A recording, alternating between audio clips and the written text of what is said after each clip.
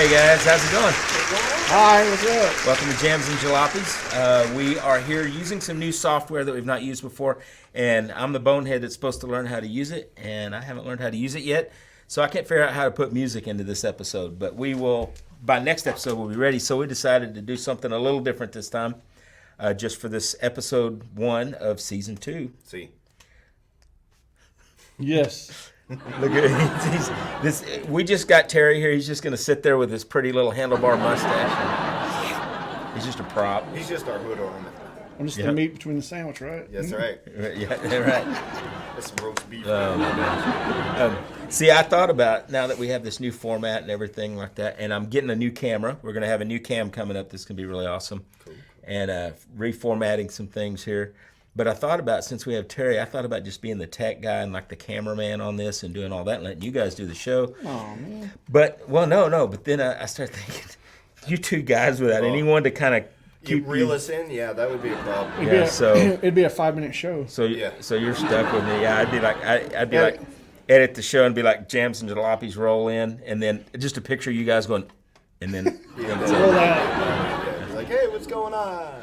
So, Terry had an idea for this show, since we're not going to be able to do a reaction to any music or anything like that. So Terry had an idea. Tell us about your idea, Terry. Well, I was just like, because, I mean, we're all musicians and we love music and all kinds of music. But, I don't know, lately I've been feeling on the 80s hair metal. So I just had this question. I was just like, hey, what's the 3 top albums of the 80s hair metal era that just kind of like structured you or changed your life, and then back then it was like cassettes, and there's so many cassettes I wore out just listening to it constantly, and just ones that stand out in your life. There's so many, it's hard to name it, but I'm just saying ones that just stood out. Well, maybe even just take it outside of 80s hair metal into anything, man, because there's so many. So many different. Well, Chad, since you're on the left side over there, you start with me. I'm gonna start with you. Start with you. Your top 3 albums of all time and why? Wow. That's gonna be difficult. I know that's tough, huh? All right, let's see. Let's start with one. What do you think is one? One of the top 3. Let's see. One of the top 3. I want to say probably the first one that really got me, as I was growing up, would have to be Pyromania, Def Leppard. Good album. Oh, yeah. I remember that was the first album that I ever heard end to end, and there was not a bad song on it. I mean, every one of them was great. Yeah. And at that time, of course, I was a young guy. I was in Boy Scout camp. I'll never forget it. I was in Boy Scout camp, believe it or not, this guy. Yeah, this guy was a Boy Scout. Yeah, not for long. But Here we go. anyways, yeah, but you got to be. Oh, Lord. Anyhow, moving on. So I was in Boy Scout camp, and all the camp counselors had bought it, and they were playing it in the background, when we'd have campfires at night and stuff like that. And I was just like, holy crap! I mean, between the guitar work, Joe Elliott's voice, and everything, it was just incredible. And I was like, what is that? I've got to have it. They're like, oh, it's Def Leppard.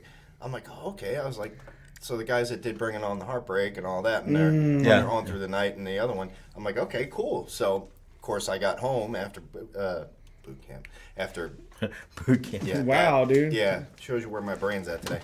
After Boy Scout camp there, and I had to have it, and God, I wore the hell out of that thing. So yeah, Def Leppard. That was a great album. That's crazy, man. We talked about this, but that was the first cassette that I ever got, and I just remember I was watching MTV. I was in about 2nd or 3rd grade. And my dad, he was real cool, and he's down with music, but he didn't listen to that, that heavy rock. He listened to Motown and the songs of the the past. Right. And I remember I just talk about that, I said, there's this new band and Foolin' came on MTV and Rock of Ages. Yeah. And I was just mesmerized. These dudes are so cool. And I started, okay, man, but it's like 83, right? So I started wearing a bandana around my neck. Let me ask you guys this: Did either one of you have the Union Jack shorts? No. Definitely. I was never into music that much that I would kind of follow like that. I didn't have them either. No, the closest I came was had the British flag bandana. Yeah. Okay. Well, we all had that. And you then, know. but it was You, great. My you dad. remember the Japanese flag stuff? Yes, yes, Everything yes. goes everywhere Yep. now. That was Jakey Back Lee then, stuff right there. Yeah. huh? Yeah. I remember moving it forward a little bit, just a quick little snip there that popped into my head. I remember a buddy of mine was so into Skid Row. You remember the bass player? He had the eyebrow. Bowman? Yeah, had the eyebrow piercing, the chain, Yeah. and it went down to his ear. Summer, or yeah, something. yeah. Oh yeah, he had to have that, Yeah. and Oh, Lord. he came back with that thing. I'm like, what the hell is wrong with you? I'm like, seriously? He's like, oh, isn't it cool? I'm like, no, you look like. Right. There was a guy that came to school like that at Wiley, and he just comes walking in. He had the double. He had two of them. Oh wow. Yeah. And come on, man, that was way ahead. Yeah. And coaches are like, you can't have that. And I remember people started trying to tug on it, but he had a breakaway Oh, chain. really? So when they pulled that's on a it, good it idea, broke yeah. away. Oh Yeah. damn. But I was like, man, this dude's crazy. He's from California. All right, so Terry, since you're talking anyway now, It's your turn. Okay. yours, I'm sorry. one, just one.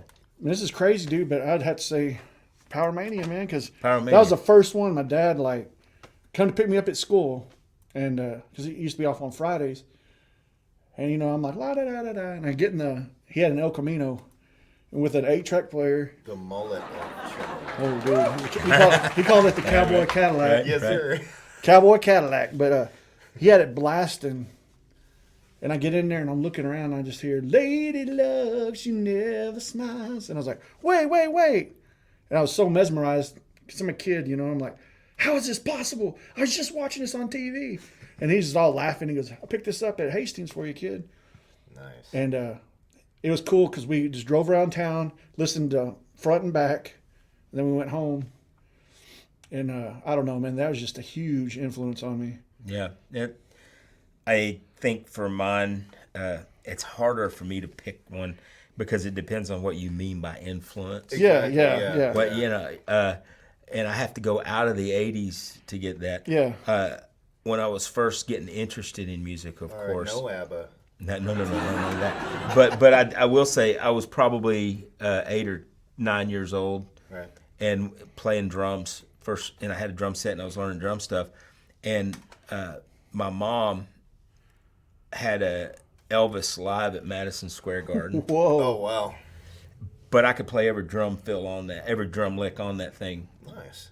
So that was the first time. But I wouldn't call that influential, other than it was what was on the turntable. Yeah. And my mom, I don't even think was that big of an Elvis fan. It's just that was sitting on the turntable all the time. That was so cool. Nice. But I think what really changed everything for me, and Terry's gonna know.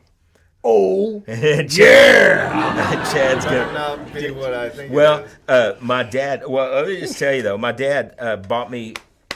I didn't see my dad a lot, but when he showed up, he brought me a Christmas present, Right. and it was a record, and I unwrapped it, and it was Kiss Alive 2. Oh. Okay, so I don't know, all the Kiss fans out there, Terry will know, and all the Kiss fans will know, Kiss Alive 2 on the cover had the most grotesque version Yeah. of Gene Gene. Simmons ever. He was Yep. sweating, his makeup was running, it was blue looking because it was running so much, blood all Blood. over his face, his eyes were rolled back. Yeah. And I saw that, and I took that album and I put it under the couch in the living room because I was scared to have it in my room. Oh wow.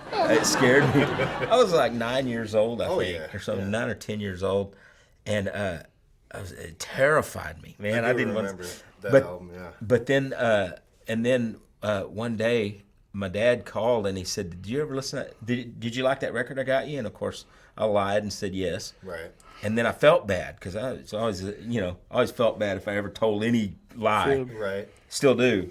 And so don't ask me what I really think. Yeah. So I went to I learned the that along. What, I went- ladies don't ask him. Dude. cut. I thought he was- Sorry, go ahead. All right, never mind. My Subway. bad. So I pulled it out. Wait a minute. The album. Right. Okay. The album. God. He's like, Don't see, I mind. can't lie. Right. And It's awesome. and I put the album on, and then I opened the inner picture of it, and it was the flames. You remember Yes. that? Oh, and I was like, what? That's awesome. That's a looking. stage. Yeah. That's one thing I miss about albums, man. Oh, You had man, all your pictures. lyrics in there. You had great Well- photographs. You had pictures. You had all Well, when I kinds of opened stuff. this album up, it came with little Kiss Oh, nice. tattoos, fake tattoos, bubble gum. Oh, wow. Had Kiss cards in it. Oh, wow. And it had posters in it too. Oh yeah, like remember remember that? the love gun? Yeah. Had the little gun, the little cardboard. gun. Right. So they had gifts in the album when I opened it too. that's It's cool. just Thanks, it was, guys. yeah, you're right, man. It was cool when they did stuff like that. They were all about merch. But I put the album on, and then from the very first song, I was like, "Holy crap, this is awesome!" Detroit Rock City. Oh, yeah, yeah. And There are and- some good Kiss songs. Don't get me wrong. I don't like them hugely, but Yeah. there are some really good songs by them. from that point forward, I wanted to be. I mean, I got serious about being a musician. Right. Nice. And I was a drummer at that time, but I have to say it was Ace Frehley that really wanted me to start learning guitar stuff, Nice.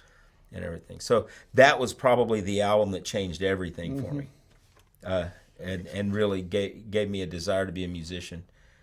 In fact, you can ask my mom; she'll tell you that she used to have to punish me for stealing her makeup because I would get her makeup out, and that was before. I mean, they had the Kiss makeup kits and all this.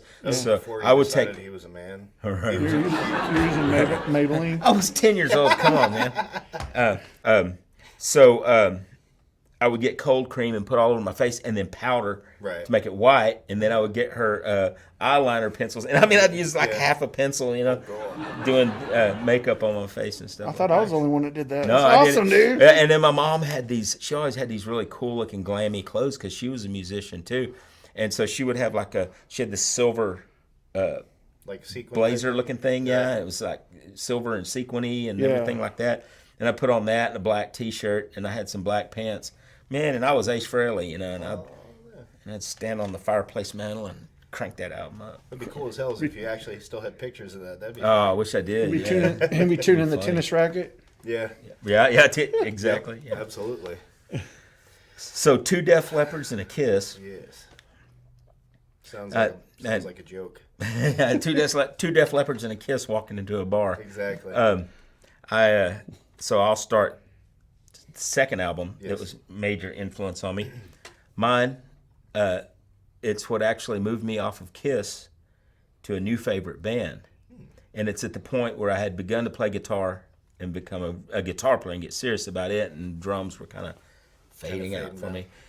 It was Eddie Van Halen.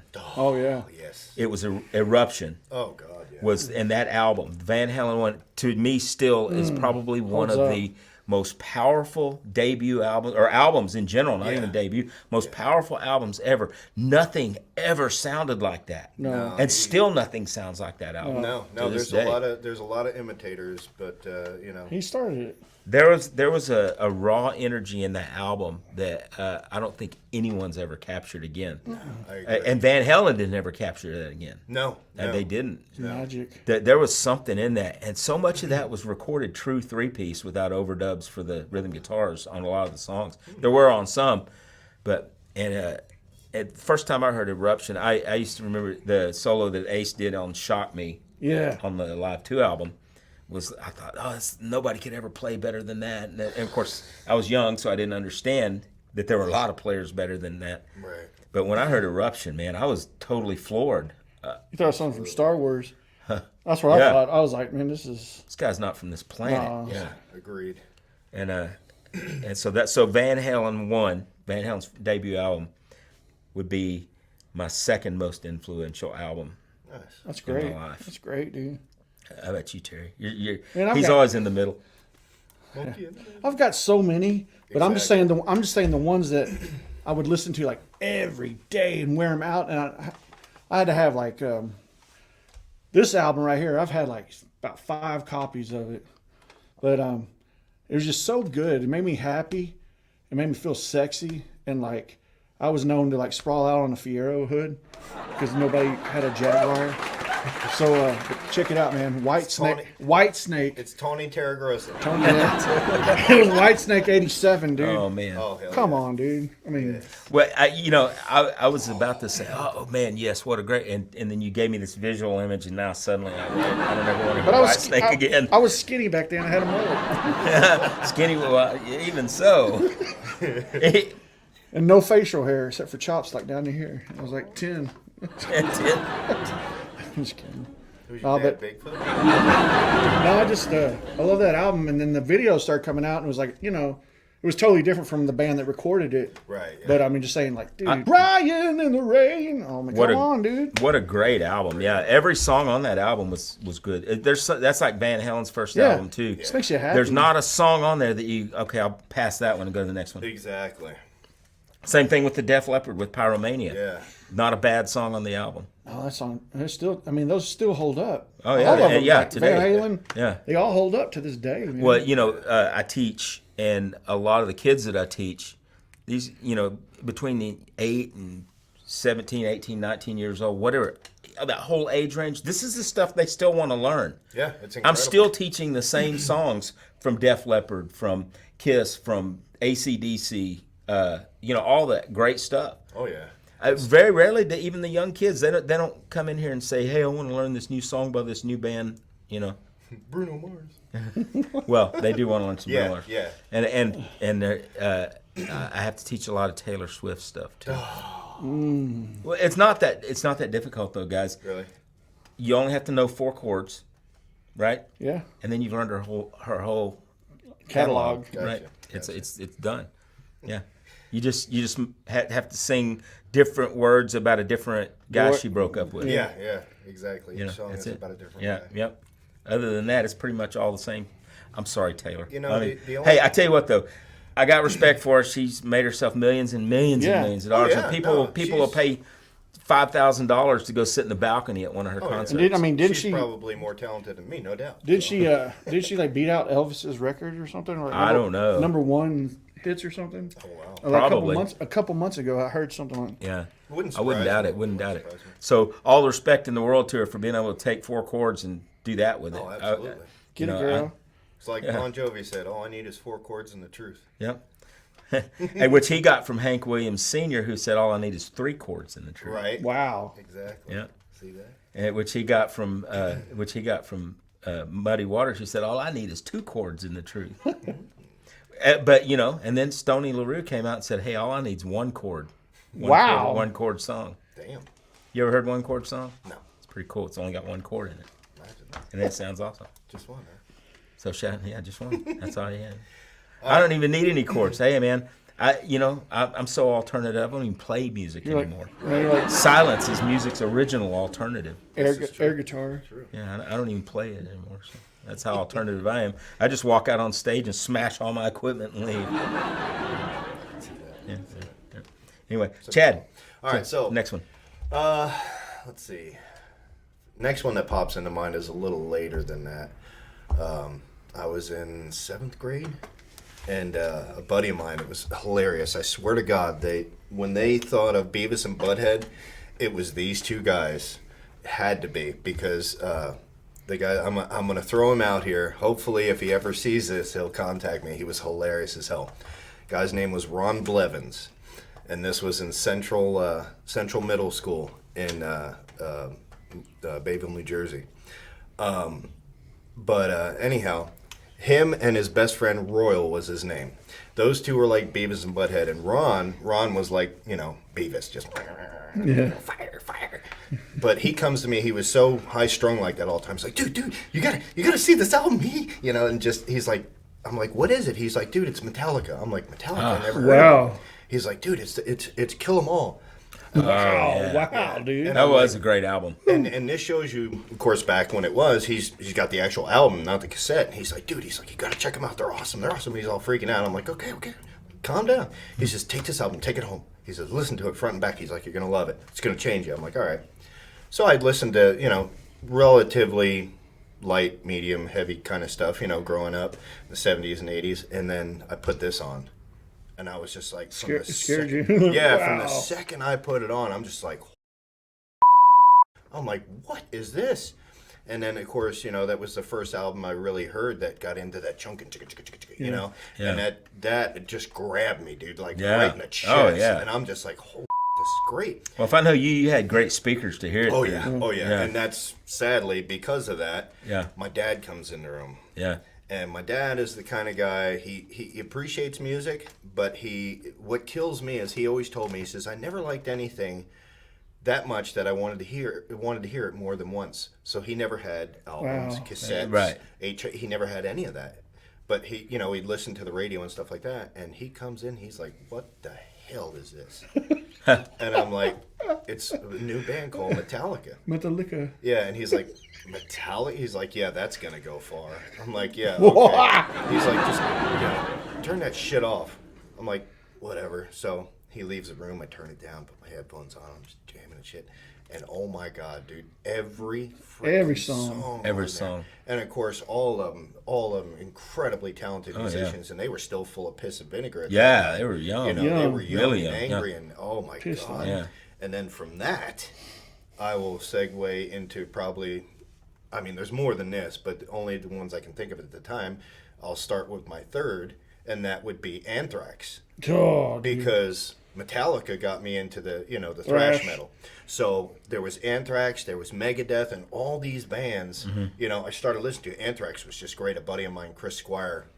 Ironically, his name is Chris Squire, and he was a bass player. He still Ah. is. Wow. Good friend of mine. I haven't talked to him in years, but good guy. He turned me on to them, and man, I just the Among the Living album, Wow. Yeah. Wow. and yet another just killer album. You know, between the I mean, just how talented musicians were, how fast they would sing, and I really Harmonies. loved it. Yes, and they were a band like any other band that had something to say. Yeah. You know what I mean? Yeah. And it made sense to me. And they were, Yeah. I mean, were they like, they're from New York, right? Like Yeah. local? Or, Yeah. Yep. Okay. Yeah. They supposedly, I had heard, I don't know how true it is, that they were all managed by the same guy at the same time, and they all kind of hit off around the same time. But then again, you know, running off of that into Megadeth, you know, I think you know, firing Dave Mustaine is the best thing that Metallica ever did, because we wouldn't For have Dave Megadeth. Mustaine. Yeah, Yeah. we wouldn't have had Megadeth. Yeah. And I love Metallica. Don't get me wrong. Yeah, but I oh love yeah. Megadeth. But just, yeah, That's a yeah. different Dave's beast, awesome. man. yeah, it is. It really It is different, and he had his own style that didn't fit with them as Exactly. much. And And he was he allowed to- developed it when Yes. when he got away. Yeah. Yeah. First time I heard Metallica was actually on the radio, and the first song I heard was "For Whom the Bell Tolls." Wow. And when I heard it, I thought, "Oh my God, that a is the bass. heaviest thing I've ever heard." See, we never had. It just felt so. And we didn't have all this. Yeah, we Yeah. didn't. You didn't have all this like social media and Facebook and all Exactly. Right. this. So like you're listening to it, and somebody goes, "That is a bass." I go, "What? That is Cliff Burton.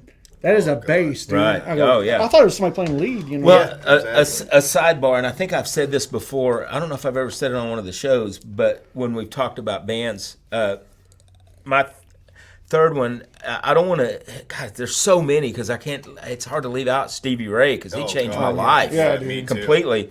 But bands that made a big impact on me with something particular about them.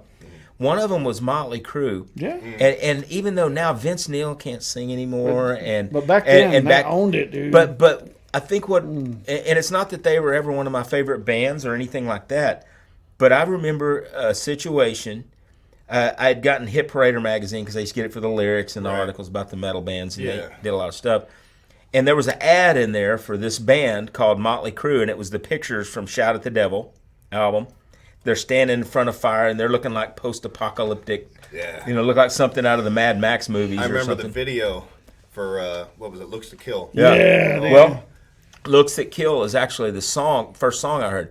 Well, I saw that ad in there and just thought, oh, those guys look cool, man. That's Yeah. totally different. Looked like something out of a Mad Max movie. Yeah. And I thought it was really cool. Well, I was listening to a show that used to come on Q102 in Dallas called Metal Militia. Yeah, I remember that. And I would listen to that. That's the first place I heard Dio's Rainbow in the Dark. Thought that was a great song. Oh, yeah.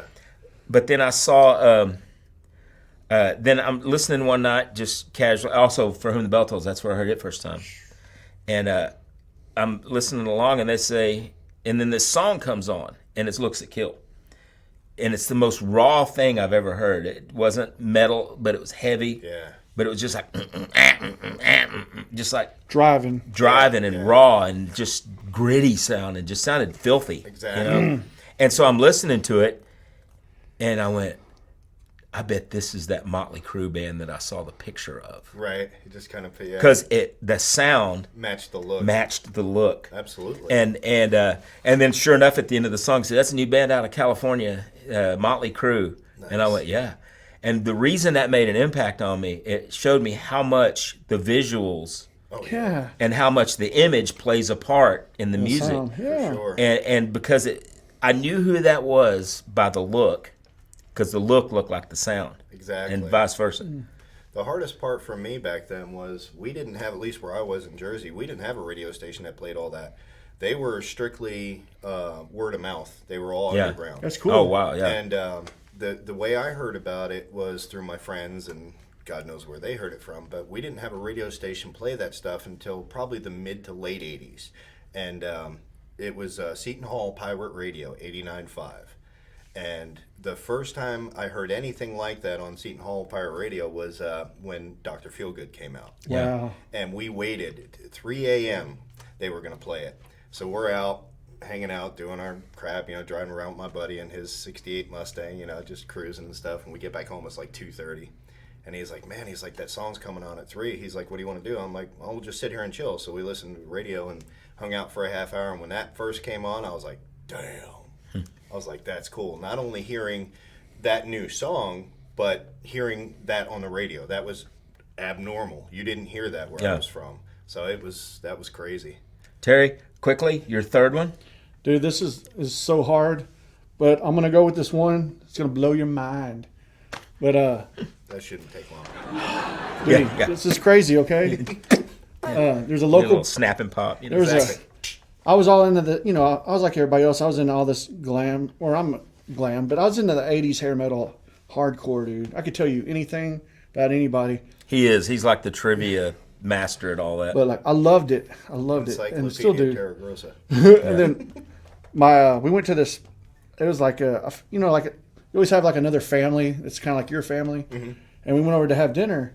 And it was like one of my sisters, her best friend, they like grew up together and are still best friends, but they met like in 3rd grade. And she had some older brothers, and they played music, and I was kind of learning how to play. These dudes look like rock stars, long hair, and they said, "Hey, what's up, dude?" They're all cool. And one of them played guitar, one of them played bass, and they would invite me to their sessions and stuff. But they said, "Hey, man, you ever heard of ready, guys? You ready? I'm ready. You ever heard of Pantera?" Oh, And I was like, Yeah. I was like, "Who's that?" And he goes, "They're our cousins." And they said, "Check them out." And they had glamour shots. They didn't even have Phil in the band yet. They had I know. Yeah, Terrence I Lee. saw the old Pantera. I seen them. Yeah, in I the club. I saw him at Joe's Garage. Yes. Yep. I seen them there one time. Yeah, I grew up in that area, and so yeah, we used to go see them before they were Big. Yeah. before they were metal. But when they, Well, they took me in, I guess, and they would they'd send me like pictures and pics, and my 8th grade school picture, I'm wearing a power metal shirt, Pantera. Everybody's like, "Who's this?" So here's all my friends making fun of me, and they called me Panteri. So our sophomore year, Cowboys from Hell comes out, and they're like, "Oh, I've been with them since the beginning." Well, dude, I've been with them since the real beginning. Metal Magic Yeah. '83. Yeah. I liked them as an independent band, and well, anyways, they had this album, and they gave it to me, and it was a power metal, and it was 1988, and they sounded like Judas Priest and like Dawkins. Yeah. And I just couldn't believe this kid was like, at the time, he was like 18. Valhalla. Yeah. And then I was like, this is sick. I mean, this dude's like 18. How can he play like this? He's always been good. He's always been good. But back then, Yeah. it was just like, it didn't make no sense. And I would listen to power metal every day for like years. I had 4 of those cassettes. I still got 2 of them. They're autographed. Oh wow, nice. And but I just say, Yeah. So and I bought, and guess what I found the other day at the record guys, local record store. shout out to record guys. Yes. Man, Go get your records John, there. you messed me up. You hooked me up, but check it out. power metal on vinyl. Oh, nice. Ooh, nice. On red Nice. vinyl, and he said Cool. they only got a couple of them in. Okay, so here's what we want y'all to do for us this week. We're going to be back to reviewing or music, Eight tracks. to doing reactions and stuff. As soon as I figure out how to use this software, and by the way, we're getting a new camera next week too, so we're going to have better film footage, new audio stuff, everything. This stuff's costing money, so if you want to subscribe and tell your friends, so hopefully we can get monetized one of these days. We can at least pay for our equipment, And we may even offer paid subscriptions where you get to see the outtakes. Because if you suddenly see the scene change, well, chances are it's something you might. Chances are it's something Terry or I said or did. Maybe even me occasionally, He's got some good ones, but He does. Yeah. He keeps some stats. I just have to keep it down a go little to, bit. go to church. Yeah, he actually has classy. We don't. Yeah. But what we want you to do this week, down in the comments, tell us your top 3. Just like we did with you guys. Tell us your top 3. And as we're looking through these top 3 of everybody, if we start seeing a consistent thing, we may actually do a full album review Yeah, that'd be cool. of somebody's top 3. If we start, if we start seeing, like with you guys with the Def Leppard. Yeah, if we start seeing like some consistency there, yeah. then we'll do some album reactions. Although probably we've heard everything you guys have, but hell, give it a shot. Throw something at us. But we'll at least tell you what our opinion metal, of it is. Anything. Yeah, country, rock, metal. We've done. What was that song? I Love You, Miss Robot. Yeah, the Buggles. Yeah, that was the crazy. Buggles. Yeah. Yeah. That was completely different. That was a B-side from Hell. That was a strange one. Although, what was their big hit song? Video Killed the Radio Video Star. Killed the Radio first Star, video that's on MTV. That was the first, Yeah. the very And first nobody, I guarantee you, not many people know that band did that song that we Right. covered. Yeah, Yeah. because that was like, I didn't know. Okay, for we've the longest time. got like 2 minutes left. Top 3 classic cars. Oh, well. Quick. Since I just got 2 of them, I would have to say a Corvette. My 75, of course. Yeah. Let's see, Corvette, I would have to say any generation Monte Carlo, really, until they started making them front-wheel drive shit. Right. Probably the first generation, 70 to 72. Mm-hmm. And the Camaro, the first generation of Camaro, 67 through 69 Camaro. Absolutely gorgeous car. Terry? Those would be my top 3. My dad had a 67 Mustang GT. He bought it off the showroom floor. And that was one of the fastest cars ever, man. It was it was a 4-speed. And it was candy apple red. And he was so proud of that car. And this guy, he restored it. But anyways, that car was just, oh man, it's so awesome. I'd say a 77 Trans Am. Like a Smokey and the Bandit. Oh yeah. And I had 2 friends that had the one with the bird on it, and the other one, it was a sparkle blue. And I remember driving that car. I didn't know how to drive it, but I drove him home drunk. But and then I'd say, man, I don't know, man. I'm feeling sexy. I like the old Cadillacs, man. Oh, caddies. The old ones with the fins on the back. Oh, yeah, 50. like a 59 Caddy. Yeah. I've got to go with Chad on 2 of his. The Corvette, Oh, yeah. 75, early 70s Corvettes. Yeah. That body style is still my top number 1 favorite body style The on a car. C3, it looks like a woman laying down. It does, and it's sexy. It's all the hood. and it's like it's right. And then the Camaro, Yes. the late 60s Yeah. Camaros, Absolutely. beautiful cars, awesome. And then here's my other one, and it's going to be the Chevy Nomad, Wow. Yeah. the 50s yeah. Chevy. Okay, yeah, definitely. in the late 50s. Yeah. Absolutely, yeah. That was an awesome looking station wagon, They man. were. God, it reminds mean- me of the one from Home Improvement. Remember that Yes. Steelhead? Yeah. Yes, I love that car. That was beautiful. That was that's a great car. I cried when I they mean, dropped that beam on it. Oh, Oh, I know. It makes you wonder if they just built like a fake fiberglass car or I a hope metal so. car or something, and I that hope didn't do so. it on a real one, man. But yeah, what an awesome looking station wagon, man. Hell yeah. The family car that'll. that would be the shaggin' wagon. Right. I was cruising something. Well, cool. Also, yeah, do that. Give us your top 3 favorite classic cars or new cars. It doesn't matter. Yeah. Yeah, because we're all about any kind of jalopy or vehicles and guitars, things like that. Hell yeah. Music or cars or Music, cars. Electric cars. No electric cars. No electric cars Y'all allowed. Can keep that. And Keep your electric cars to yourself. Keep your electric cars, and you can also keep your computer-produced fake music. Yeah. Sorry, we're old school. We're old school. men, obviously. So we don't dig that. Yeah. Not that there's anything wrong with Not that there's anything wrong with It's that. just not our bag, baby.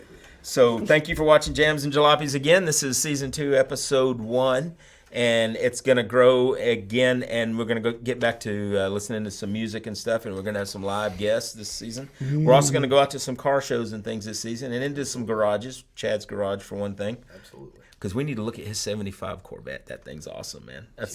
It's my dream car, and it's my favorite color. Exactly. My favorite guitar, my yellow Stratocaster, is painted Corvette yellow. Yep. That's Same. the actual paint color I used on it. We got to get some pictures of them two together. In fact, on the when we do the new roll-in for the show, if you look, I don't know if I'll get it done for this week, but you'll eventually see his Corvette and my Strat But together. check it out. I had a cool idea, but nobody liked it. What was that? Remember, like across the road. The thing about you laying across the hood of the car? No. No, not that one. No. That one's. That's a hard no right there. This one's better. Because across the road over here, there's a huge parking lot. We could do it on an off day when there's no cars here, and he can like spin out and back up, and he have this guitar on a stand. He can back up over his guitar. No. Shred whatever. Nah, that thing's a thing of beauty, man. It is. It is. You know what we ought to do, really? And this is going to sound really girly, but not to you guys, because you guys think like I do. This spring, when all those yellow wildflowers bloom Oh, hell out there yeah. on the other side of town, Park 'em big out field there it, with park the- that yeah. out there and set that But guitar. yes, sir. You That'd get be some awesome. pictures of that. Oh, hell yeah. And we could all be like laying in the field wearing banana hammocks. This is like, God, you want to see that? send us $25 and we will not do that. Yes, exactly. It- Otherwise, we're in trouble. Otherwise, that's it going to be on the to show. Yeah, I'm doing it. $25 to stop the madness. Absolutely. It's like a stripper in reverse. You pay us to make it back. Right. What's sexier than laying in a field wearing a banana hammock, eating a banana split? Thanks for that. Oh my gosh. All right, guys, let's get out of here. Leave us a comment. Leave us or whatever. Tell us your top 3 favorite and everything. Like and subscribe. Tell your friends that there's these idiots on. And it'll get better. Last season we were a little more fluent and stuff. This is just us getting back in our groove. And we added a lot more meat in the middle of the sandwich here. So We gotta learn got to figure out how we're gonna do it. Yeah. So anyway, let's get out of here, guys. You ready? Yeah. Here we go.